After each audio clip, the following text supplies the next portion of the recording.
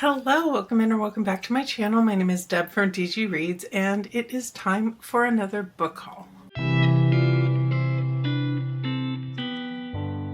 My mail carrier, my UPS carrier, everyone really has been doing a lot of extra work, I think, recently. I thought the stack was really under control until I realized that the books I set aside that wouldn't fit into the book cart were starting to topple. So I figured it was about time to film another book haul. As with all of these, I honestly don't have that much rhyme or reason of what order these are in, but I am starting with books that have been gifted to me, and then we get to the massive stack of books that I have purchased or received in a book box or those types of things. So without further ado, we probably should get into it. From Wednesday Books, I received The Cove by Claire Rose. I actually just wound up finishing this last week, and this is a YA horror set at an isolated farm in a weird stretch of coastland in Maine, and we are following a young woman who has been kicked out of boarding school, and her parents send her to this farm to live with her uncle. And when she gets there, things aren't quite what they appear. It's a creepy setting. Things are a little bit shady. I just read this in my most recent Arc Attack, which will either be out right before this or right after this probably, so look for further thoughts there. From Harper, I received Python's Kiss by Louise Erdrich, and this is an author that I really enjoy, so I immediately jumped at a chance to read some short stories from her. I don't really know anything going into this. This is an indigenous author, and one, like I said, I know I really enjoy. From Tor.com, I have Null Entity by Seth Haddon. This is the sequel to Volatile Memory, which I did enjoy, and it is following the same couple of characters in here. The first book started with a world where you can put masks on and you gather or you gain some of their abilities, and our main character found a mask that seemed to have like a sentient self within it. This one, it says Willa and Sable take their revenge to the very corporation that keeps the galaxy turning. I love a good revenge story, and these are nice short novellas. For a nonfiction, from Hogarth, I received Monsters in the Archives, My Year with Stephen King by Caroline Bix. My understanding is this is the author's kind of spending time in the writings and the kind of collected archives that have been donated by Stephen King. It says the fascinating, first of its kind exploration of Stephen King and his most iconic early books based on groundbreaking research and interviews with King, all conducted by the first scholar to be given extended access to his private archive. As someone who has read nearly all of King, I think there's a few little things out there I still haven't hit. This one sounded really fascinating. An arc from Wednesday Books. This one's coming out in June, so hopefully I can get to it really soon. It is Her Sharp Embrace by Kate Koning, and this one says it is the first in a dark and seductive New Orleans-inspired queer fantasy duology. From Valentine Books, I received The Book Witch by Meg Schaefer. This is the author who wrote The Wishing Game, which I enjoyed, and it says, come along with the Book Witch in this magical and inspiring love letter to reading. She can hop into any novel, she just can't stay there. From Hogarth, I have Upward Bound by Woody Brown. This is a novel following a Southern California adult daycare for disabled people, and that really called to me as someone who works in Southern California and works with a disabled population. It says it is a deeply affecting portrait of the interlocking lives at an adult daycare center, depicting an often overlooked community with extraordinary wit and grace. That's the quote from Publishers Weekly. From Inklore and Penguin Random House, I received The Makeup Remover. This is volume 1 in a originally web series, I believe, from South Korea, and given that I was going to South Korea, I thought this would be a fun one. Something on my immediate TBR, this one is from Tor Nightfire, and that is Abyss by Nicholas Binge. This is an author I really enjoyed before, and it does fit with one of my vlog concepts. I actually have the art copy. It's out like just now or just about to be out, and I didn't quite get it to it yet, but I am planning to pick it up this week for sure. It says it's Severance meets Lovecraft in the surreal tale of corporate horror and existential dread, and it is a little short novella. Tor's really calling me out on this because I have an arc for this next one too, but they gifted me a finished copy of Morton Notes Peril by R.J. Barker. I do also know I'm going to be getting a special edition of this one coming, I believe, and this is one that also is on my TBR for May. It says, in a city of ancient automata, strange spirits and sleeping gods, a cleric of death is about to find his own life on the line. Also from Tor, I have The Devils by Joe Abercrombie. This is the new paperback that has recently been released. This is a book that I have been planning to get to and just haven't managed to pick it up yet. So now I actually have a physical copy on my shelves to remind me that I need to get to it. From Tor Nightfire, I have Between Two Fires by Christopher Buehlman. This is a epic tale of medieval horror. It is set in 1348. We are following a disgraced knight named Thomas. He finds a young girl who tells him that the plague is only part of a larger issue, that fallen angels under Lucifer are rising in a second war of heaven, and the world of men is their battleground. From Del Rey, I have A Deal with the Elf King by Elise Kova. I believe this is a republish, and it is a Married to Magic novel, and it is so very nice and floppy. I have really loved a lot of Elise Kova's work, so I do want to explore more of it, so I couldn't pass up the opportunity to add this one to my shelf. Swept away to a magical kingdom, one woman's fate is to be the elf king's bride, or watch everything she's ever known fall to ruin. Also from Del Rey, I have The Tempest Bride by Danielle L. Jensen. I'm actually in the middle of this one, pretty much exactly halfway through, and this is the final book in the Bridge Kingdom series. I have absolutely loved the entire Bridge Kingdom series, and this final duology in it has been no different. These are all set up in pairs of two, following the same characters, but definitely heavily overlapping each other, and I just have had a fantastic time with this one too. From Tor, I have an arc coming out in May. I think this one just came out or is coming out very soon, and that is The Franchise by Thomas Elrod. I just received this copy, so I am trying to get to it in May, so I'm not too far behind the publication date. This one says, Game of Thrones meets The Truman Show in this epic tale of a studio-owned fantasy world where the movie cast are doomed to live out their days in poverty and squalor, far from the lives they could be living in the real world. I also have an arc from Kensington that is of a recent release. This came out at the end of April, and I am planning to get to it this month for sure, and that is The Wedding Vow by Dandy Smith. I'm expecting a lot of twists and turns in this one because they did send a pen to take some notes. It says, she's the perfect wife, he's the perfect liar. It is a chilling domestic suspense thriller with unpredictable twists, addictive pacing, and unforgettable stories. Sometimes till death do us part isn't a promise, it is a threat. From Ballantine Books, I have Beneath by Ariel Sullivan. This is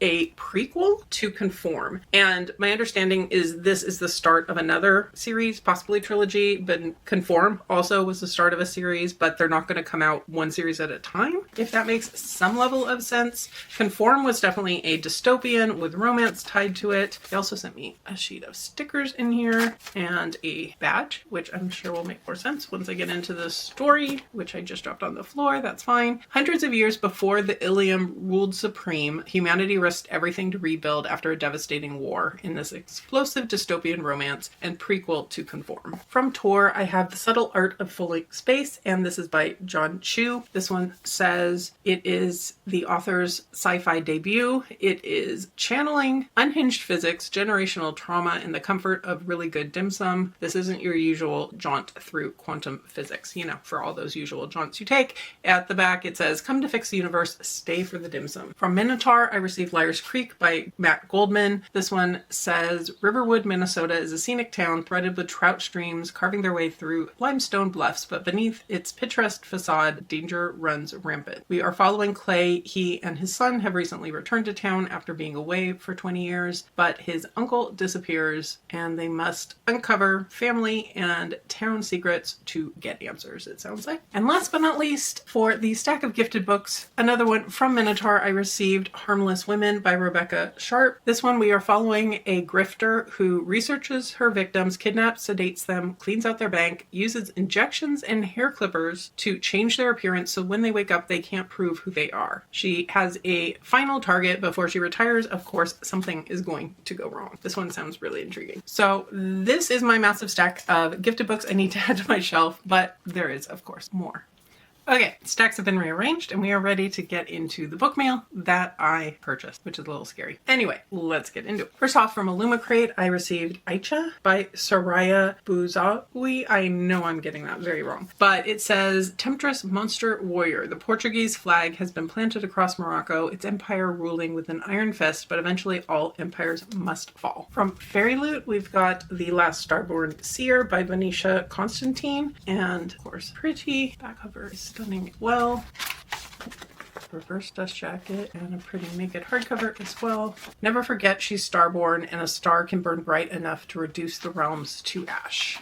In my Once Upon a Book Club box, I received The Primrose Murder Society by Stacey Hackney. My recollection in this is we've got a mother and daughter who are taking a tour and there's a murder and maybe they try to solve the murder together. I honestly don't remember that much, but I do really enjoy the Once Upon a Book Club box books. You get the book itself, of course, and you also get a book of gifts to open along the way. I will put in my usual plug that I do have a discount code, DGReads10, if you are ever interested in anything that they have to get a discount on your first order. I do not get sponsored by them. I do get a small commission if someone uses my code, but I do pay for these boxes myself. Another one from Once Upon a Book Club box, I have Land of Dreams. This is by Jian Sardar. This one is a historical fiction. When something goes wrong in Hollywood, it's her job to make it right at any cost. Set in 1933. Historical, not my go-to genre currently, but honestly, I tend to do pretty well with the historical books that they send from this box. So whoever's picking the historical books has tastes similar to mine. So I do go into these with some hope. I had to pick up this really pretty new deluxe edition of Reign of Shadows and Endings by Melissa K. Rourke. Have I read the book? No. Should I have read the book by now? Absolutely yes. It is chunky, but I loved her Lady of Darkness series and I've heard amazing things about this one. So why haven't I picked it up? Your guess is as good as mine. From Fairy Loot, I have Her Hidden Fire by Clodagh O'Sullivan, and this is really pretty. Got a really pretty kind of pastoral scene on the edge there, and on the back it says, "Her magic, his love, the world won't let her have both. Welcome to Domain, a world where dragons soar the skies and elite families wield magical powers." From Owlcrate, I have Agnes Aubert's Mystical Cat Shelter by Heather Fawcett. This I believe to be very cozy fantasy, and on the back we've got Les Amis des Chats. A cat is the soul of a home. I've heard some mixed things here. This is historical. It's a historical cat rescue story, so we'll see how it goes for me, but it is a pretty edition. From Fairy Loot, I have The Book of Fallen Leaves. This is by A.S. Tamaki, and it is, of course, stunning. We don't have to be what they make us, it says on the back. And the little blurb says, "Enter a world of gods and monsters, of scheming nobles and honor-bound samurai clans, a world on the brink of war." From Owlcrate, in their horror box, I received The Body by Bethany C. Morrow. I actually have already read this. I read it as an ARC, and unfortunately I was a bit underwhelmed by it. It is a really, really pretty edition, so that does make me sad. We've got these red sprayed edges. I don't know how well this is going to show up, but when you turn them, can you see it? I can't tell in the camera, but when you go from here to here, you get this nice flower pattern, which is really just cool and gorgeous. I will try to remember to link the vlog where I actually read this so you can get thoughts on it, and it is a pretty edition though. One of my most recent arrivals is The Sea Spinner by Julie Johnson. This is the sequel to The Wind Weaver, and one that I am definitely highly anticipating. From Fairy Loot, I have The Sun and the Star Maker by Rachel Griffin. This is absolutely gorgeous, and I know I've enjoyed Rachel Griffin in the past, so I have high hopes even though I know nothing about this one. Once upon a time, the sun fell in love with a star maker. Definitely giving some nice cozy winter vibes, and honestly, it's already getting warm, so I could use a chilling book. Another from Fairy Loot, I have Weaving Shaw. This is by Heba Al-Wasiti, and it is a very stunning cover. The way they use the different foil accents here. It says, "Nothing this lovely could be cursed. The Saint of Silence trades coins for every sordid divulgence uttered to him. The darker the secret, the higher the price. Lena has a secret, one that has haunted her since she was 17. She can see the dead. When her brother falls ill, she knows what she must do. Seek the saint." More foiling there. And a really pretty hardcover as well. I have a couple that I picked up on my trip to South Korea, and that is Human Axe and also The Vegetarian by Hong Kong. I have not read anything from this author before. I've been meaning to, so I thought it was fun to pick up a couple from a Korean author in Korea. From Twisted Retreat, I have Works of Vermin by Hiron Emis. This is one that actually had a copy from the publisher that I haven't gotten to yet, so having a second copy and a really nice edition gives me an extra push to definitely get to it soon. We are set in a metropolis carved into the stump of an ancient tree. In its canopy, the pampered elite work mines with toxic perfume. In its roots, gangs of exterminators hunt a colossal worm with an appetite for beauty. It sounds interesting. It sounds maybe disturbing. We shall see how I feel about it. From Owl Crate, I have A Stage Set for Villains, but this is by Shannon J. Span, and it is very nice. On the back it says, "You can be a great many things, dear heart, but you cannot be fewer. The gods are dead, all that's left are the players. The performers at the playhouse are as worshipped as they are feared, their enchanting shows, bending hearts, minds, and even reality itself. Vicious, godlike, lethal, 18-year-old River Hesper knows the dangers better than anyone after her own encounter with a player resulted in a curse that is slowly killing her." Really nice artwork in here as well. I have a couple books that I picked up specifically for our fantasy this year. I did a quick Barnes & Noble run at one point and picked up a couple things, one being Strange Pictures by Uketsu. This is a translated book, translated by Jim Ryan, and this one I wanted a hard copy because you do get illustrations in different places in here, and I think that does tie to solving the mystery, so I thought that would be fun, and I know there's a whole series of books from him. And then I also picked up Absolutely Remarkable Thing by Hank Green. This is an alien encounter story that sounds really intriguing, and I have had it on my list for quite a while and just haven't owned it. Okay, I had to push the books over a little bit because they're getting a little in the way. From Illumicrate, I have Thistlemarsh by Maria Corrigan. This one I know really nothing about, but like always, it is quite a pretty edition. Fairies disappeared over 100 years ago as suddenly as slipping through a doorway. It was only the very foolish or the very determined who held out hope for their return. In my Nightworm subscription, I received Wretch by Eric LaRocca. This one says a nightmarish tech gothic thrill ride about sorrow, memory, and the unabashed complexity of love as a transgressive act. And this is an author I have really enjoyed before. He writes some really disturbing things, so I'm going into this prepared, maybe? We'll see. Also from Nightworms, I have Spoiled Milk by Avery Curran. This is a book about the untimely death of a student at a girls' boarding school, which turns out to be the first in a haunting series of escalating supernatural events, a thrilling gothic debut about teenage repression, queer desire, and the everyday horror of coming of age. And with these books, you do generally get some book plates with author signatures as in the box as well. One that I received and immediately read and absolutely loved is Rites of the Starling by Daphne Perry. This is the sequel to Shield of Sparrows, which I absolutely loved at the time. This one I enjoyed just as much and had a fantastic time reading this alongside friends and also seeing other people reading it and absolutely loving it. So this has been a really good one. Highly recommend continuing the series, picking up the first book and continuing on with it. From Aardvark, I picked up Our Sister's Keeper by Jasmine Holmes. This one I really knew nothing about other than it is historical horror. Historical horror is one of the few genres of historical that can still really work for me. And it says the groanings are coming. No town is perfect, but East Cop comes close. It's a wealthy, all-black, free town, untouched by white oppression, where ambitious Thea and her husband plan to make good on their big dreams. Little do they know that the idyllic town teems with ghoulish walking nightmares that only the women can see. The latest book I received from Once Upon a Book Club box is No Good Deed by Catherine Kovacek, maybe? If only Rena had kept on driving. Rena and Tom had been planning a road trip for years. He dies shortly before she goes, but she decides to go anyway. Not far from a planned stop, she sees a fire burning. It's a car engulfed in flames, the driver dead inside, and she learns the victim is a fellow geologist and begins to look into it, and this is not welcomed by the locals. It says it's a fascinating and dangerous trip into the wilds of Western Australia with a retired widow who learns the hard way that no good deed ever goes unpunished. Book from Twisted Retreat that just came in is A Spell of Saints and Sinners by Emily Carpenter. Their editions really have been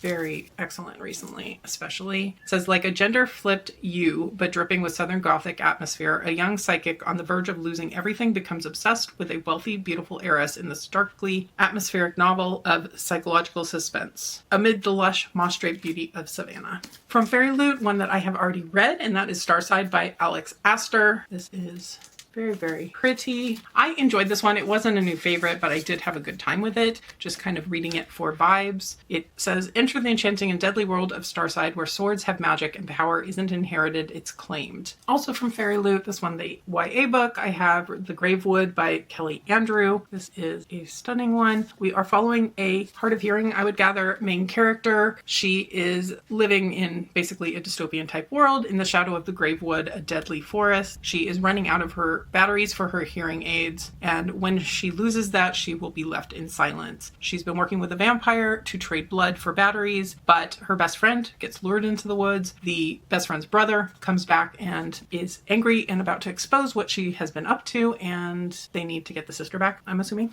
One more that I've already read, I have Japanese Gothic by Kylie Lee Baker. This one was a good time. I did really enjoy it. It took a little bit longer to get into than her previous book, Bat Eater, for me, but I still had a good time. This one blends a modern day and a historical setting in Japan, and we have a young woman who is trained as a samurai and a man in the present day, a young man in the present day who can see shadows of the past or something along those lines. You have to read it to find out. Continuing the theme of, yes, I've already read this one. This one is from Owl Crate, and it is This Kingdom Will Not Kill Me by Iona Andrews, and it is a very pretty one. We have in this one a woman from our world who really, really loves an unfinished fantasy series, and one day she wakes up in this fantasy series, and she has no idea how she got there. She has no clothes, no resources, and she has to use her knowledge of the series to get through and survive, and maybe help some of her favorite characters out along the way.